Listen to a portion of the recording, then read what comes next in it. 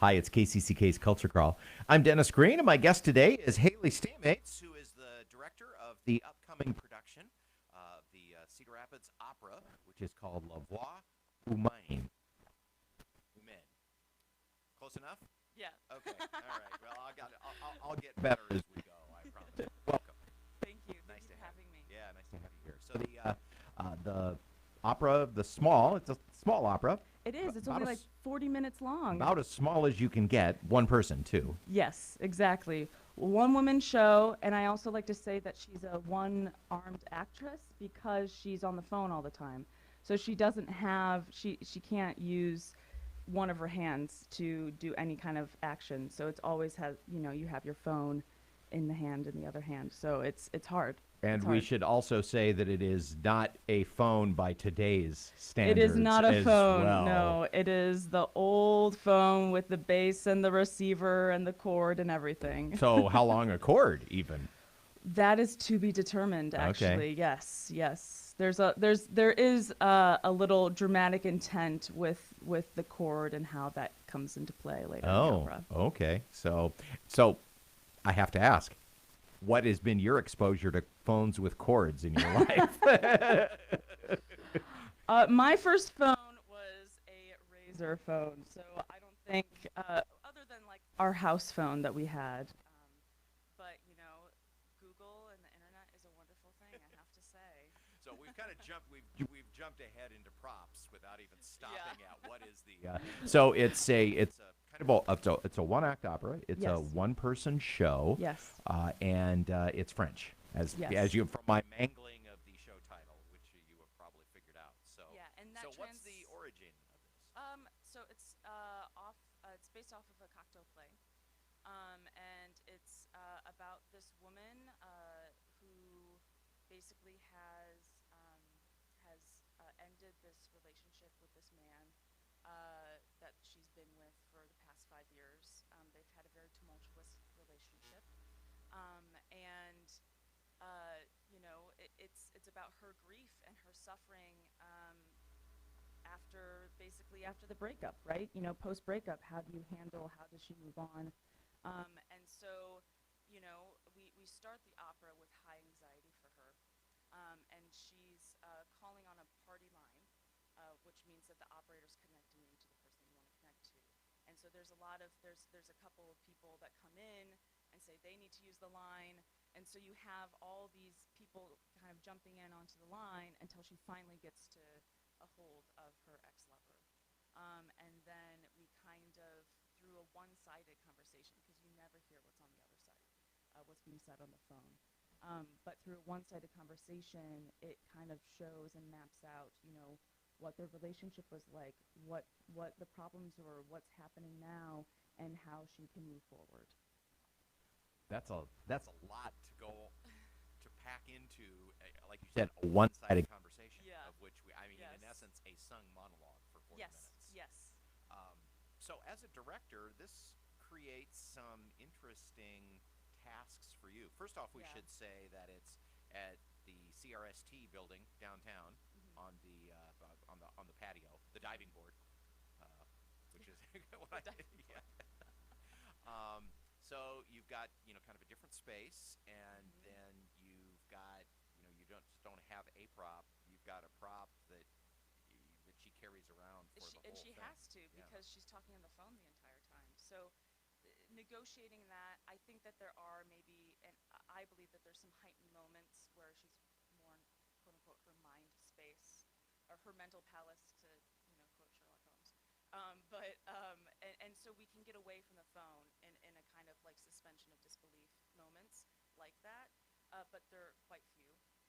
And so she has to be on the phone the entire time. So it's all about how she handles the phone, and where she can put the receiver down or the bass down because it's heavy.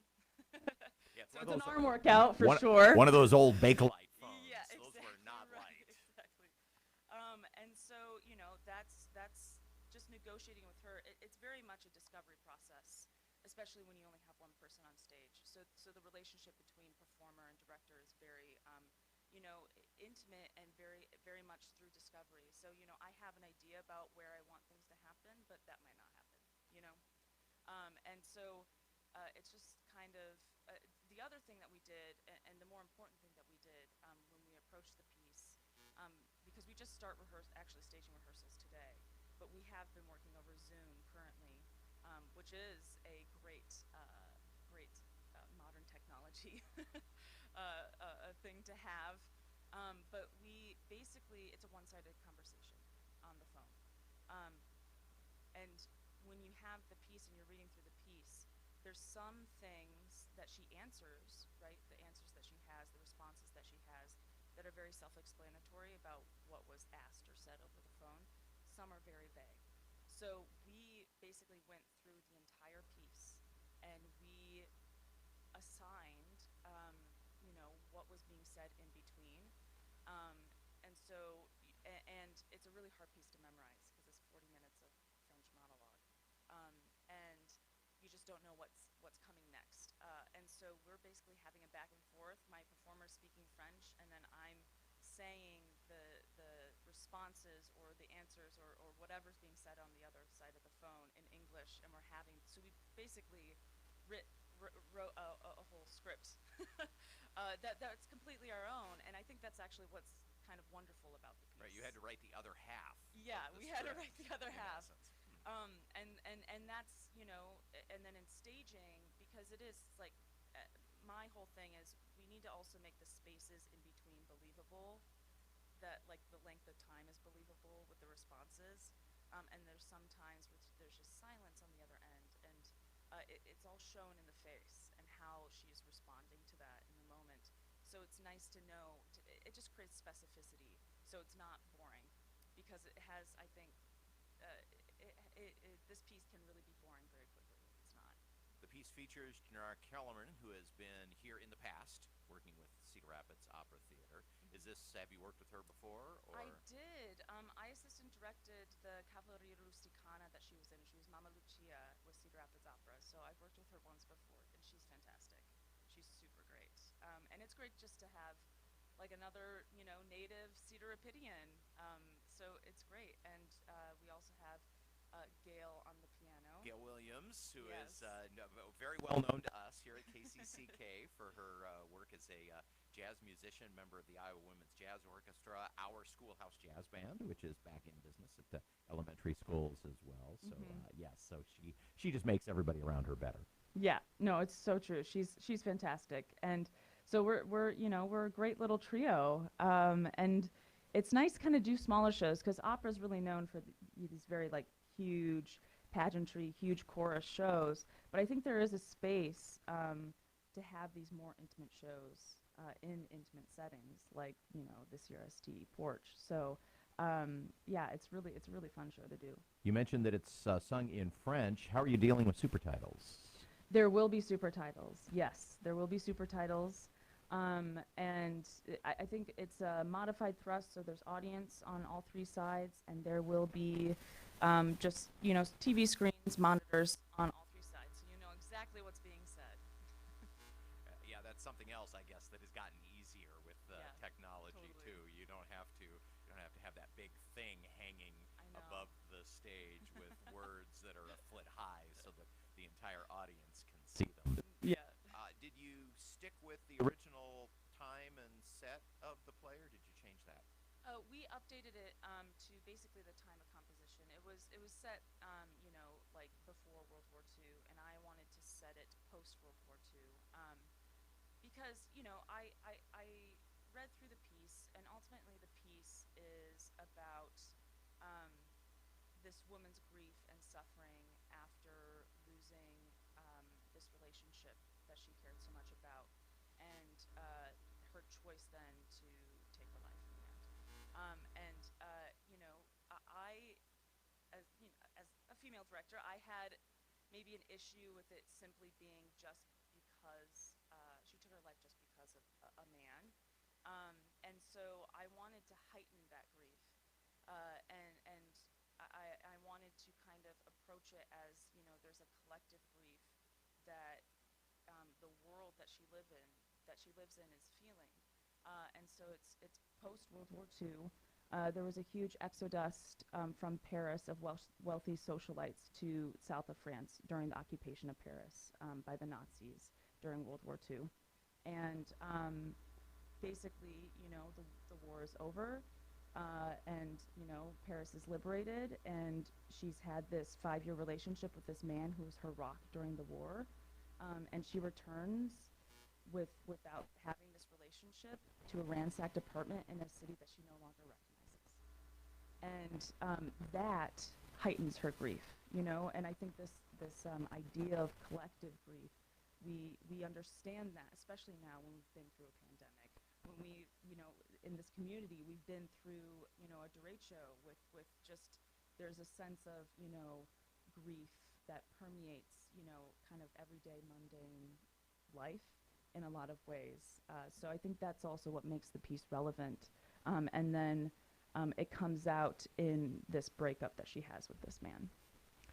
And so unusual for an opera because of a small scale, not so unusual because it's a tragic tale. Yeah, it's very French and very tragic. Show title right there. Yeah. Very French and very tragic.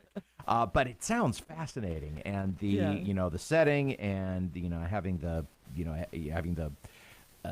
telephone, and having that be in essence another character in this. It is, yeah. And the other people who come in on the party line, even though you never hear them, because the title La Voix Humaine, see, I'm getting better, is human, not human voice. Human voice says, correct? The human voice. The human voice. Okay, yeah. But so we only hear one, but there are others that are involved. Yes, and it's a great show. And it's only 40 minutes long, and it's on the porch, and our lighting will have lighting, and and we have a great little set. And her whole apartment's like a mess, but it's like a mess in like a fantastic way, where there's a bunch of like textures and feathers and fur coats and like pantyhose laying about, and it's just like that kind of wonderful French setting with all of the and her maison. And with any kind of luck, the weather is even going to cooperate. We'll actually have spring. Hope so. I really hope that the weather cooperates. The rain date is on the 14th. So performance on the 13th, and then rain date is on the 14th. Okay, well, it's La Voix Humaine on the porch, the balcony patio at the CRST building downtown with the Cedar Rapids Opera. And again, Friday, May 13th with a rain date. And if people want tickets, they can visit the website, which is?